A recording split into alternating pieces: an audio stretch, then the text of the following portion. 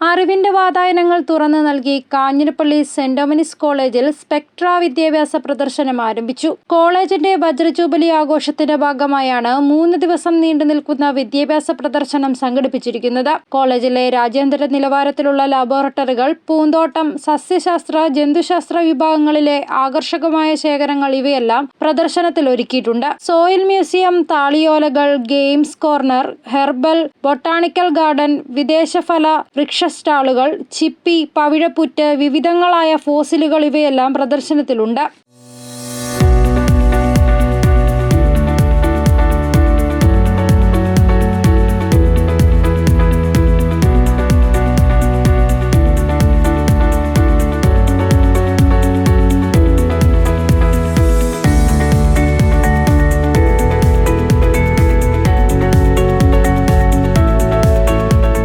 പ്രകൃതിയുടെ പരിണാമവും ഏറെ ശ്രദ്ധേയമാണ്. വിവിധ ഇനങ്ങളിലുള്ള വിത്തുകൾ, പയറിനങ്ങൾ, ആഗോളതാപനം, സുഗന്ധലോകം, നാണയശേഖരം, RBI ATM machine, trading practice ഇവയെല്ലാം പ്രദർശനത്തിലുണ്ട്. ബാങ്കിംഗ്, ഫിനാൻഷ്യൽ സ്റ്റാളുകളും ശ്രദ്ധേയമാണ്. കൂടാതെ പട്ടാളക്കാരുടെ സാധന സാമഗ്രികൾ, തോക്കുകൾ, ലോകരാജ്യങ്ങൾ ഇവയെല്ലാം ഒരുക്കിയിട്ടുണ്ട്. പഴയകാല പത്രങ്ങളുടെ വിപുലമായ ശേഖരവും 1890 ഇറങ്ങിയ മലയാള മനോരമ പത്രത്തിന്റെ ആദ്യ പതിപ്പും പത്രശേഖരത്തിൽ ഉൾപ്പെടും. ചിരട്ടയിൽ തീർത്ത കരകൗശല വസ്തുക്കളും പ്രദർശനത്തിൽ ഒരുക്കിയിട്ടുണ്ട്. പ്രദർശനം ശനിയാഴ്ച സമാപിക്കും. സമീപ പ്രദേശങ്ങളിലെ സ്കൂളുകളിൽ നിന്നായി 100 കണക്കിന് കുട്ടികൾ പ്രദർശനം കാണാൻ എത്തുന്നുണ്ട്.